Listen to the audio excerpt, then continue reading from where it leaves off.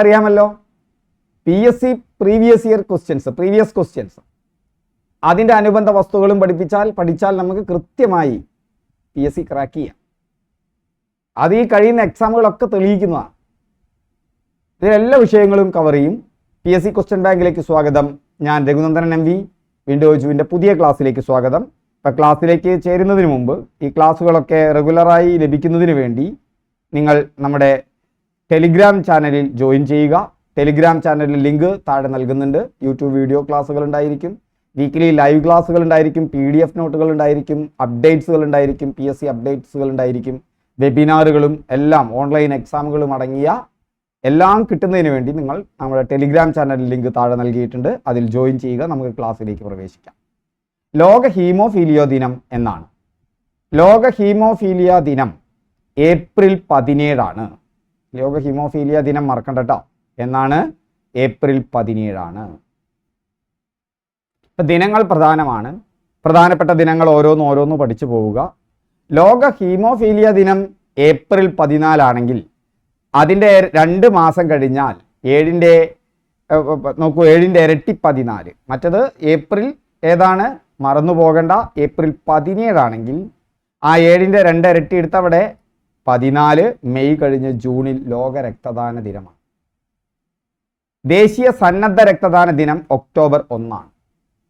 ദേശീയ സന്നദ്ധ രക്തദാന ദിനം എന്നാണ്? ഒക്ടോബർ 1 ആണ്. സെറിബ്രത്തിന് പിന്നിൽ താഴെ 2 ദളങ്ങളായി കാണപ്പെടുന്ന മസ്തിഷ്ക ഭാഗം ഏതാണ്? സെറിബെല്ലമാണ്. സെറിബ്രവും സെറിബെല്ലവും മസ്തിഷ്കത്തിൻ്റെ ഭാഗങ്ങളെയും കുറിച്ച് നമ്മൾ കഴിഞ്ഞ ക്ലാസ്സിൽ പഠിച്ചിട്ടുണ്ട്, വിശദമായി പഠിച്ചിട്ടുണ്ട്. സെറിബ്രത്തിൻ്റെ പിന്നിൽ താഴെ 2 ദളങ്ങളായി കാണപ്പെടുന്ന മസ്തിഷ്ക ഭാഗം സെറിബ്രം, പിന്നിൽ സെറിബെല്ലം. ഐച്ഛിക ചലനങ്ങളെ നിയന്ത്രിക്കുന്ന ഭാഗം മസ്തിഷ്ക ഭാഗം ഏതാണ്? കഴിഞ്ഞ ക്ലാസ്സിൽ നമ്മൾ പഠിച്ചിട്ടുണ്ട്, സെറിബ്രമാണ്. ഐച്ഛിക ചലനങ്ങളെ നിയന്ത്രിക്കുന്നത് സെറിബ്രമാണ്. കാൽമുട്ടിലെ അസ്ഥിയുടെ പേരെന്താടോ? കാൽമുട്ടിയിലെ അസ്ഥിയുടെ പേര് രസകരമായൊരു പേരാണ്, പാറ്റെല്ല. കാൽമുട്ടിലെ അസ്ഥിയുടെ പേര് പാറ്റെല്ല.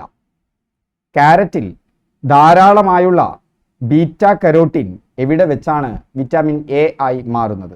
ക്യാരറ്റിൽ ധാരാളമായിട്ടുള്ള ബീറ്റ കരോട്ടിൻ കരളിൽ വെച്ചാണ് വിറ്റാമിൻ A ആയി മാറുന്നത്. ക്യാരറ്റിൽ ധാരാളമായുള്ള ബീറ്റ കരോട്ടിൻ എവിടെ വെച്ചാണ് വിറ്റാമിൻ A ആയി മാറുന്നത്? കരൾ. എന്താ ഈ കരൾ എന്ന് പറഞ്ഞാൽ? ശരീരത്തിലെ ഏറ്റവും വലിയ ഗ്രന്ഥി ഏതാണെന്ന് ചോദിച്ചാൽ അത് കരളാണ്. ശരീരത്തിലെ ഏറ്റവും വലിയ ഗ്രന്ഥി കരളാണ്. പിത്തരസം ഉൽപ്പാദിപ്പിക്കുന്നത് എവിടെയാണ്? അത് കരളിലാണ്.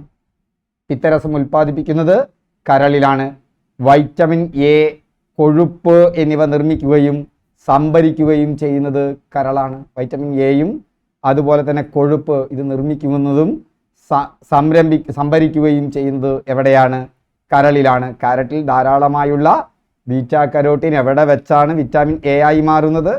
കരളിലാണ്. ശരീരത്തിലെ ഏറ്റവും വലിയ ഗ്രന്ഥി പിത്തരസം ഉൽപ്പാദിപ്പിക്കുന്നത്, അതുപോലെ തന്നെ വിറ്റാമിൻ Aയെ നിർമ്മിക്കുന്നതും അതുപോലെ സംഭരിക്കുന്നതും കരളിലാണ്. ശരീരത്തിൽ അധികമുള്ള അമിനോ ആസിഡുകൾ കരളിൽ വെച്ച് വിഘടിച്ച് അമോണിയ ഉണ്ടാകുന്നു. അമിനോ ആസിഡുകൾ കരളിൽ വെച്ച് വിഘടിച്ചാണ് അമോണിയ ഉണ്ടാകുന്നത്. അമോണിയയെ കരൾ കാർബൺ ഡയോക്സൈഡുമായി സംയോജിപ്പിച്ചാണ് യൂറിയ ആക്കി മാറ്റുന്നത്. കരളിൽ നടക്കുന്ന ഒരു പ്രോസസ്സ് ഓർത്തു വയ്ക്കുക. ശരീരത്തിൽ അധികമായി ഉണ്ടാകുന്ന അമിനോ ആസിഡുകൾ, ആ അമിനോ ആസിഡുകളെ കരൾ വിഘടിപ്പിക്കുന്നു, എന്നിട്ട് അമോണിയ ഉണ്ടാക്കുന്നു. എന്നിട്ട് ഈ അമോണിയനെ കാർബൺ ഡയോക്സൈഡുമായി സംയോജിപ്പിച്ച് യൂറിയ ആക്കി മാറ്റുന്നു. കരളാ ചെയ്യുന്നത്. ഗ്ലൂക്കോസിനെ കരളിൽ വെച്ച് ഗ്ലൈക്കോജനാക്കി മാറ്റാൻ സഹായിക്കുന്ന ഹോർമോണാണ് ഇൻസുലിൻ. ഗ്ലൂക്കോസിനെ ഗ്ലൈക്കോജനാക്കി മാറ്റാൻ സഹായിക്കുന്ന ഹോർമോണാണ് ഇൻസുലിൻ. അത് കരളിൽ വെച്ചാണ്. ഗ്ലൈക്കോജനെ തിരിച്ച് ഗ്ലൂക്കോസ് ആക്കുന്നതോ അത് ഗ്ലൂക്കഗോൺ ആണ്. അപ്പം ഗ്ലൂക്കോസിനെ ഗ്ലൈക്കോജൻ ആക്കുന്നത് ആരാണ്? ഇൻസുലിനാണ്. ഗ്ലൈക്കോജനെ തിരിച്ച് ഗ്ലൂക്കോസ് ആക്കി മാറ്റുന്നത് ഗ്ലൂക്കഗോൺ ആണ്. എന്താ കരളിൻ്റെ നിറം? പിങ്ക് ബ്രൗൺ നിറമാണ് കരളിൻ്റേത്. പിങ്ക് ബ്രൗൺ നിറമാണ് കരളിൻ്റേത്. കരളിൻ്റെ ശരാശരി ഭാരം ഓർത്തിരിക്കൂ, 1.4 to 1.6 കിലോഗ്രാമാണ്. 1.4 to 1.6 കിലോഗ്രാമാണ് ഒരാളുടെ കരളിൻ്റെ, പ്രായപൂർത്തിയായ ഒരാളുടെ കരളിൻ്റെ ശരാശരി ഭാഗം. ഹെപ്പറ്റൈറ്റിസ് ബാധിക്കുന്ന ശരീരഭാഗം ഏതാണ്? കരളാണ്. ഹെപ്പറ്റൈറ്റിസ് ബാധിക്കുന്ന ശരീരഭാഗം കരളാണ്. മനുഷ്യ ശരീരത്തിലെ ഏറ്റവും വലിയ ഗ്രന്ഥി പഠിച്ചു കഴിഞ്ഞു, കരൾ. പിത്തരസം ഉൽപ്പാദിപ്പിക്കുന്നത് കരൾ. മനുഷ്യ ശരീരത്തിലെ ഏറ്റവും വലിയ ഗ്രന്ഥി മാത്രമല്ല, മനുഷ്യ ശരീരത്തിലെ ഏറ്റവും വലിയ ആന്തരാവയവം ഏതാണെന്ന് ചോദിച്ചാലും അത് കരളാണ്. മനുഷ്യ ശരീരത്തിലെ ഏറ്റവും വലിയ ആന്തരാവയവം ഏതാണെന്ന് ചോദിച്ചാൽ അത് കരളാണ്. അമിതമായി ലഹരി പാനീയങ്ങൾ ഉപയോഗിക്കുന്നത് മൂലം ഏത് അവയവത്തിനാണ് കൂടുതൽ നാശമുണ്ടാകുന്നത്? അത് കരളിനാണ്. ശരീരത്തിലെ രാസപരീക്ഷണശാല എന്നറിയപ്പെടുന്നതും കരളാണ്. കരളുമായി ബന്ധപ്പെട്ട എത്ര PSC ചോദ്യങ്ങളല്ലേ. ശരീരത്തിലെ രാസപരീക്ഷണശാല ഏതാണ്? കരളാണ്. മഞ്ഞപ്പിത്തം പ്രധാനമായും ഏത് അവയവത്തെയാണ് ബാധിക്കുന്നത്? കരളിനെയാണ്. മനുഷ്യ ശരീരത്തിൽ രക്തം കട്ടപിടിക്കുന്നതിനാവശ്യമായ വസ്തു നിർമ്മിക്കപ്പെടുന്നത് എവിടെയാണ്? കരളിലാണ്. മനുഷ്യ ശരീരത്തിൽ രക്തം കട്ടപിടിക്കുന്നതിനാവശ്യമായ വസ്തു നിർമ്മിക്കപ്പെടുന്നത് കരളിലാണ്. കരളിൽ കാണുന്ന ഒരു സാധാരണ രോഗമാണ് മഞ്ഞപ്പിത്തം. മലേറിയ ബാധിക്കുന്ന അവയവങ്ങളിലും കരളുണ്ട്. അതുകൂടാതെ പ്ലീഹ, സ്പ്ലീൻ. മലേറിയ ബാധിക്കുന്ന അവയവങ്ങളിൽ കരളുമുണ്ട്, സ്പ്ലീൻ, പ്ലീഹയുമുണ്ട്. ശരീരത്തിൽ കടന്നുകൂടുന്ന വിഷവസ്തുക്കൾ നശിപ്പിക്കാൻ നിയുക്തമായ അവയവം അത് കരളാണ്. ശരീരത്തിൽ കടന്നുകൂടുന്ന വിഷവസ്തുക്കൾ നശിപ്പിക്കാൻ നിയുക്തമായ അവയവം ഏതാണ്? കരളാണ്. സീറോസിസ് ഏത് അവയവത്തെയാണ് ബാധിക്കുന്നത്? കരളിനെയാണ്. സീറോസിസ് ബാധിക്കുന്നത് കരളിനെയാണ്.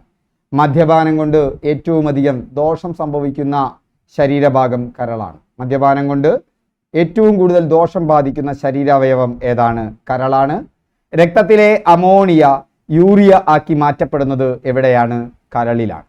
അപ്പോൾ ഈ ചോദ്യങ്ങളിലൂടെ ഒന്ന് കടന്നു പോകുക. ഒന്നുകൂടി മെല്ലെ എഴുതി വെക്കുക. എഴുതി വെച്ചതിന് ശേഷം എന്തെല്ലാം പോയിന്റുകൾ നിങ്ങളുടെ മനസ്സിൽ ഓർമ്മയുണ്ടെന്ന് നോക്കുക. മെല്ലെ മെല്ലെ ഇത് മുഴുവൻ നിങ്ങൾക്ക് 2-3 ദിവസം ഇടയ്ക്കിടയ്ക്ക് ആവർത്തിച്ചാൽ പഠിച്ചെടുക്കാവുന്നതേ ഉള്ളൂ. അസ്ഥികളുടെയും പല്ലുകളുടെയും ആരോഗ്യകരമായ വളർച്ചയ്ക്ക് അത്യന്താപേക്ഷിതമായ ജീവകം അത് ജീവകം D ആണ്.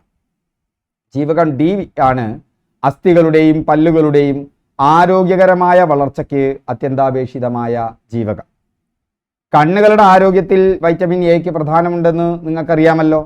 പച്ചക്കറികൾ, മുട്ടയുടെ മഞ്ഞക്കുരു, കരൾ, പാൽ, കാബേജ്, ക്യാരറ്റ്, വെണ്ണ, മീനെണ്ണ ഇതൊക്കെയാണ് വൈറ്റമിൻ എയുടെ പ്രധാന സ്രോതസ്സുകൾ. പച്ചിലക്കറികളിലുണ്ട്, മുട്ടയുടെ മഞ്ഞക്കുരുവിലുണ്ട്, കരളിലുണ്ട്. നമ്മൾ കരൾ കഴിക്കാറില്ലേ? പാലിലുണ്ട്, കാബേജിലുണ്ട്, ക്യാരറ്റിലുണ്ട്, വെണ്ണയിലുണ്ട്, മീനെണ്ണയിലുണ്ട്. ഇതൊക്കെ വൈറ്റമിൻ എയുടെ പ്രധാന സ്രോതസ്സാണ്. എന്നാൽ ത്വക്കിൻ്റെ ആരോഗ്യത്തിന്, കണ്ണിൻ്റെ ആരോഗ്യത്തിന് വൈറ്റമിൻ എ, ത്വക്കിൻ്റെ ആരോഗ്യത്തിനോ അത് വൈറ്റമിൻ B5 ആണ്. വൈറ്റമിൻ B5 എന്ന് പറഞ്ഞാൽ നയാസിനാണ്. അതിൽ പാൽ, മുട്ട, മത്സ്യം, പച്ചിലക്കറികൾ, കോഴിയിറച്ചി, കരൾ, ധാന്യങ്ങൾ എന്നിവയിലാണ് വൈറ്റമിൻ B5 ഉള്ളത്. പാലിലുണ്ട്, മുട്ടയിലുണ്ട്, മത്സ്യത്തിലുണ്ട്, പച്ചിലക്കറികളിലുണ്ട്, കോഴിയിറച്ചിയിലുണ്ട്, കരളിലുണ്ട്, ധാന്യങ്ങളിലുണ്ട്. എല്ലുകളുടെയും പല്ലുകളുടെയും ആരോഗ്യത്തിന്, കണ്ണിൻ്റെ ആരോഗ്യത്തിന് വൈറ്റമിൻ എ, ത്വക്കിൻ്റെ ആരോഗ്യത്തിന് വൈറ്റമിൻ B5, എല്ലിൻ്റെയും പല്ലുകളുടെയും ആരോഗ്യത്തിന് മുറിവുണക്കാനും വൈറ്റമിൻ സി വേണം. പുളിപ്പുള്ള പഴങ്ങൾ, തക്കാളി, കാബേജ്, ഉരുളക്കിഴങ്ങ് വൈറ്റമിൻ സിയുടെ പ്രധാന സ്രോതസ്സുകളാണ്. ഏതൊക്കെയാ? പുളിപ്പുള്ള പഴങ്ങൾ, തക്കാളി, കാബേജ്, ഉരുളക്കിഴങ്ങ്. കൃത്രിമമായി ആദ്യമായി നിർമ്മിക്കപ്പെട്ട ജീവകം ഏതാണെന്ന് ചോദിച്ചാൽ വൈറ്റമിൻ സി ആണ്. ശരീരത്തിൻ്റെ രോഗപ്രതിരോധ ശേഷിയുമായി വളരെ ബന്ധപ്പെട്ട് കിടക്കുന്നതാണ് വൈറ്റമിൻ സി. ശരീരത്തിൻ്റെ രോഗപ്രതിരോധ ശേഷിയുമായി വളരെ പ്രധാനപ്പെട്ട് കിടക്കുന്നത് ഏതാണ്? വൈറ്റമിൻ സി ആണ്. ചൂടാക്കിയാൽ നഷ്ടപ്പെടും കേട്ടോ. വൈറ്റമിൻ സിയുടെ മറ്റൊരു പ്രത്യേകത, ചൂടാക്കിയാൽ നഷ്ടപ്പെടുന്നത് വൈറ്റമിൻ സി ആണ്. മൂത്രത്തിലൂടെ നഷ്ടപ്പെടുന്നതും വൈറ്റമിൻ സി ആണ്. ശരീരത്തിൻ്റെ രോഗപ്രതിരോധത്തിന് ഏറ്റവും ആവശ്യമാണ് വൈറ്റമിൻ സി, പക്ഷെ ചൂടാക്കിയാൽ നഷ്ടപ്പെടും. അതുപോലെ തന്നെ മൂത്രത്തിലൂടെ നഷ്ടപ്പെടുന്നതും വൈറ്റമിൻ സി ആണ്. നാരകവർഗ്ഗങ്ങളിലെ പഴങ്ങൾ, നെല്ലിക്ക, പച്ചമുളക്, കാബേജ്, പേരയ്ക്ക, തണ്ണിമത്തൻ ഇതിലൊക്കെ സമൃദ്ധമാണ് വൈറ്റമിൻ സി. പഴങ്ങൾ, നെല്ലിക്ക, പച്ചമുളക്, കാബേജ്, പേരയ്ക്ക, തണ്ണിമത്തൻ. സൂര്യപ്രകാശ വൈറ്റമിൻ എന്നറിയപ്പെടുന്നത് വൈറ്റമിൻ ഡി ആണ്. വൈറ്റമിൻ ഡി സൂര്യപ്രകാശ വൈറ്റമിനാണ്. സൂര്യപ്രകാശത്തിലെ അൾട്രാ വയലറ്റ് രശ്മികളുടെ പ്രവർത്തന ഫലമായി ത്വക്കിലാണ് വൈറ്റമിൻ ഡി നിർമ്മിക്കപ്പെടുന്നത്. ത്വക്കിലാട്ടോ വൈറ്റമിൻ ഡി നിർമ്മിക്കപ്പെടുന്നത്. സൂര്യപ്രകാശത്തിൽ അൾട്രാ വയലറ്റ് രശ്മികളുടെ ഭാഗമായി പച്ചക്കറികളിൽ നിന്നൊന്നും നിങ്ങൾക്ക് വൈറ്റമിൻ ഡി ലഭിക്കില്ല. അസ്ഥികളുടെ ആരോഗ്യത്തിൽ പ്രധാന പങ്കുള്ള വൈറ്റമിൻ ഏതാണ്? ഇത് വൈറ്റമിൻ ഡി ആണ്. അത് മീനെണ്ണ, മുട്ട, പച്ചക്കറിയിൽ നിന്ന് കിട്ടില്ലെങ്കിലും മീനെണ്ണയിൽ നിന്നും മുട്ടയിൽ നിന്നും നിങ്ങൾക്ക് വൈറ്റമിൻ ഡി ലഭിക്കും. ഹോർമോണായി പ്രവർത്തിക്കുന്ന ഏക വൈറ്റമിനാണ് വൈറ്റമിൻ ഡി. ഹോർമോണായി പ്രവർത്തിക്കുന്ന ഏക വൈറ്റമിനാണ് വൈറ്റമിൻ ഡി. ഈ രക്തം കട്ടപിടിക്കാൻ വൈറ്റമിൻ കെ, പച്ചിലക്കറികളിൽ ധാരാളമായിട്ട് നമുക്ക് എന്ത് കാണപ്പെടാം? വൈറ്റമിൻ കെ കാണപ്പെടാം. പച്ചക്കറികളിൽ ധാരാളമായിട്ട് എന്ത് കാണപ്പെടും? വൈറ്റമിൻ കെ കാണപ്പെടും.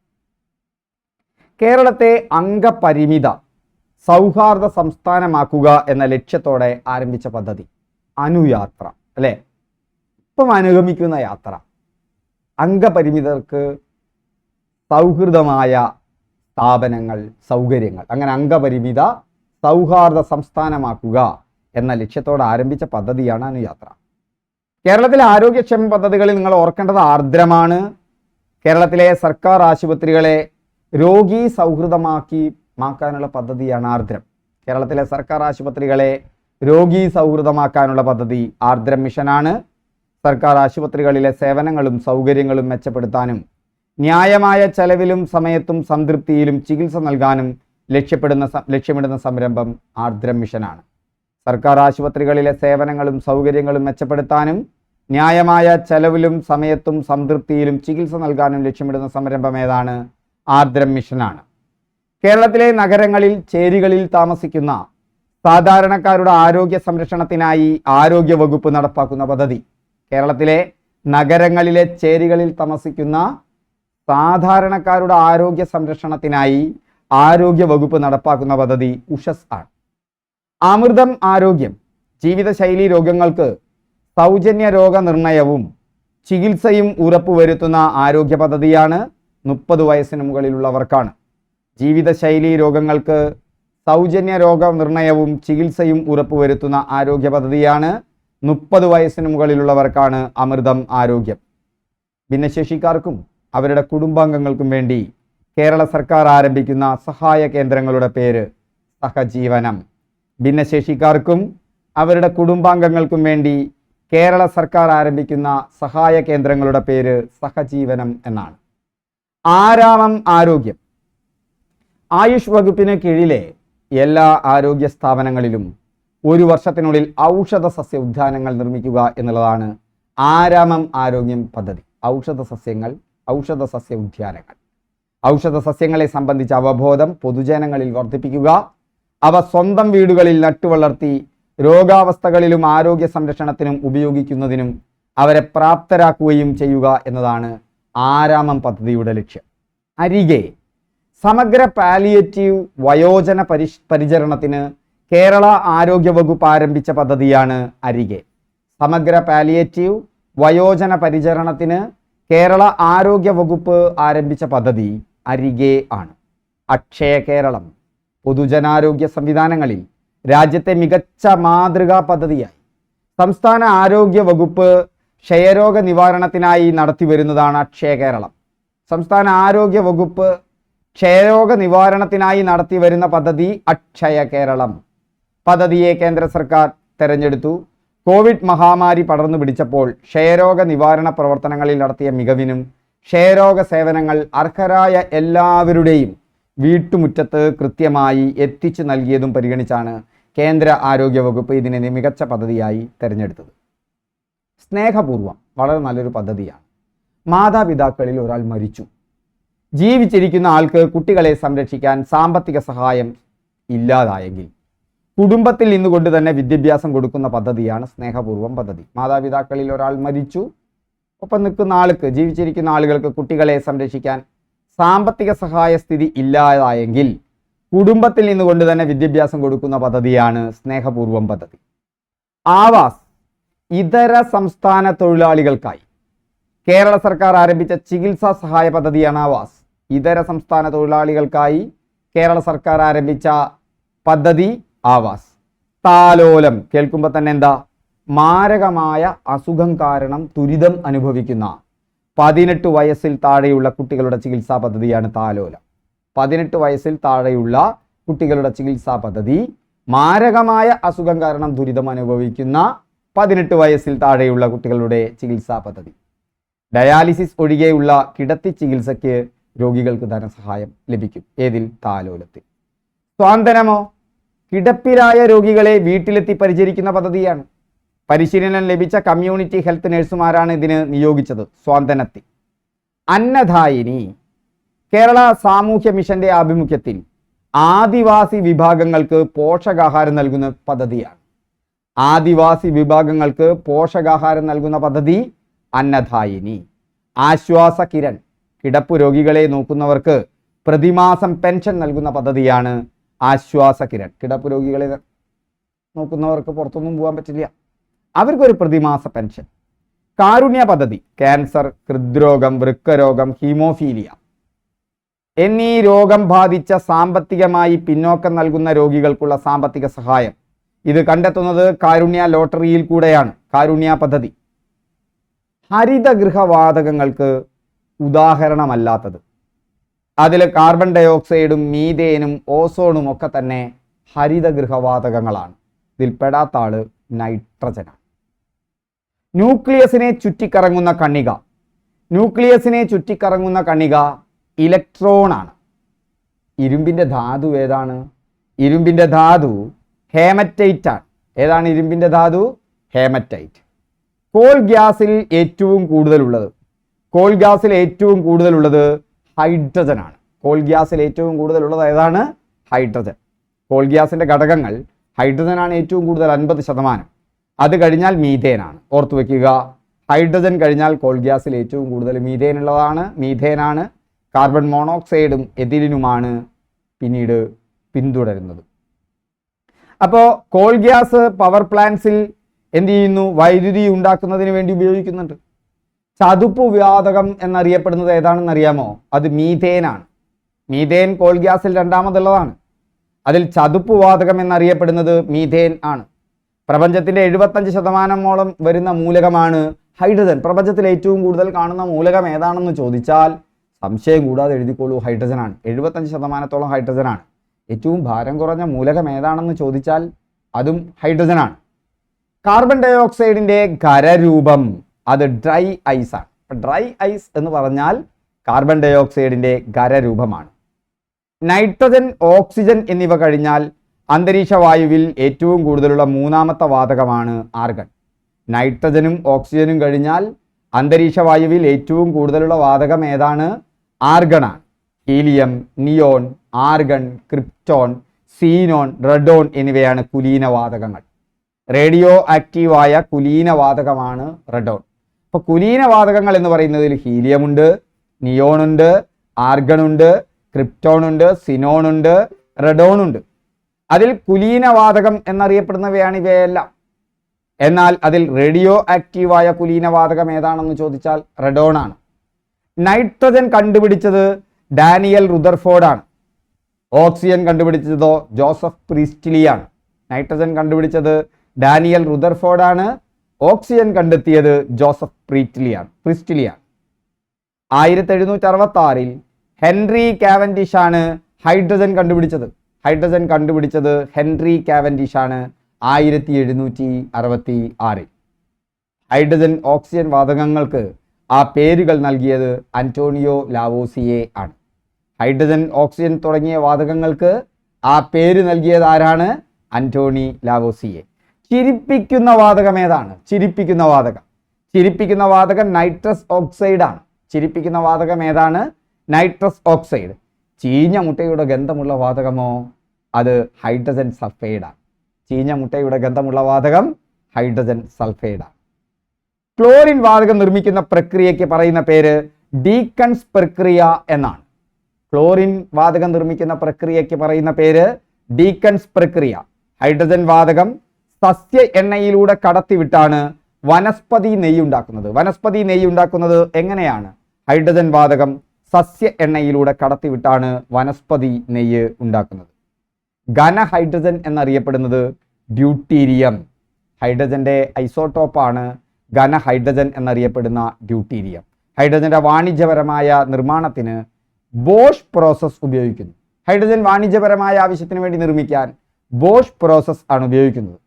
നൈട്രജന്റെയും ഹൈഡ്രജന്റെയും മിശ്രിതത്തിന് പറയുന്ന പേരെന്താണ്? നൈട്രജൻ, ഹൈഡ്രജൻ എന്നിവയുടെ മിശ്രിതം അമോണിയ ആണ്. അമോണിയ ഉണ്ടാക്കുന്ന പ്രക്രിയ ഹേബർ പ്രക്രിയയാണ്. ഹേബർ പ്രക്രിയയിലൂടെയാണ് അമോണിയ ഉണ്ടാക്കുന്നത്. കാർബൺ മോണോക്സൈഡ് ഒരു വിഷവാതകമാണ് കേട്ടോ. കാർബൺ ഡയോക്സൈഡ് പോലെയല്ല. കാർബൺ മോണോക്സൈഡ് ഒരു വിഷവാതകമാണ്. ഇതിൻ്റെ സാന്നിധ്യം ഒഴിവാക്കാനാണ് ഹോപ്കോ ലൈറ്റ് ഉപയോഗിക്കുന്നത്. ഹോപ്കോ ലൈറ്റ് ഉപയോഗിക്കുന്നത് കാർബൺ മോണോക്സൈഡ് ഇതിൻ്റെ സാന്നിധ്യം ഒഴിവാക്കാനാണ്. ഭോപ്പാൽ വിഷവാതക ദുരന്തത്തിന് കാരണമായ വാതകം.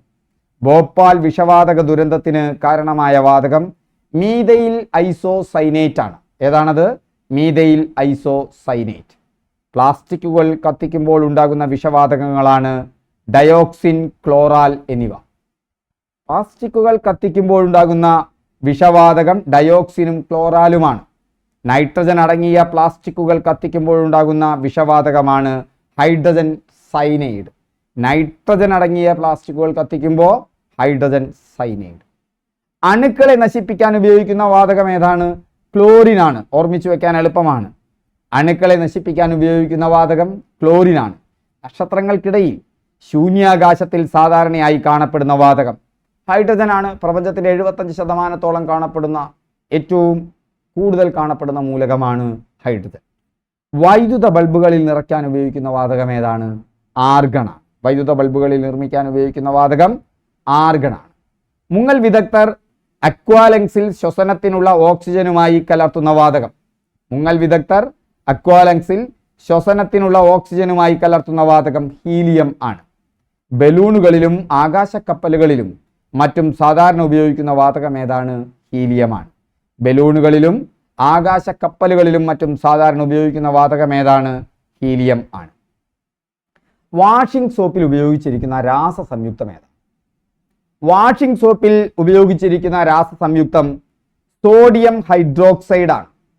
സോഡിയം ഹൈഡ്രോക്സൈഡ് വാഷിംഗ് സോപ്പിൽ, ബാത്തിംഗ് സോപ്പിൽ പൊട്ടാസ്യം ഹൈഡ്രോക്സൈഡ്.